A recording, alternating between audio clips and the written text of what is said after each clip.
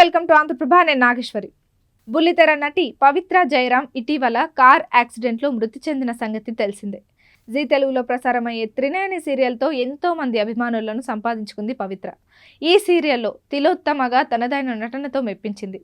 అలాంటి నటి యాక్సిడెంట్లో హఠాన్ మరణం చెందడం ఆమె అభిమానులతో పాటు తోటి నటీనటుల్ని కూడా కలిచివేస్తోంది. తాజాగా ఆమె మృతిపై Trinayani serial heroine Ashika Padukone react అయింది. తనతో గడిపిన క్షణాలను గుర్తు చేసుకుంటూ భావోద్వేగానికి గురైంది. పవిత్ర ఇక లేదని తెలిసి నా గుండె బద్దలైపోయింది. త్రినయని సీరియల్లో తిలోత్తమగా పవిత్ర నటన ఎప్పటికీ మర్చిపోలేం. షూటింగ్ సెట్లో ఆమె ఎనర్జీని ఎవరూ మ్యాచ్ చేయలేరు. ముఖ్యంగా సీరియల్లో మా ఇద్దరి మధ్య నడిచే టగ్ ఆఫ్ వార్ సీన్లు అంటే పవిత్రకి చాలా ఇష్టం. అసలు ఆ జ్ఞాపకాల నుంచి నేను బయటకి రాలేకపోతున్నాను. రేపు నువ్వు లేని సెట్లోకి అడుగు పెట్టడం చాలా కష్టం.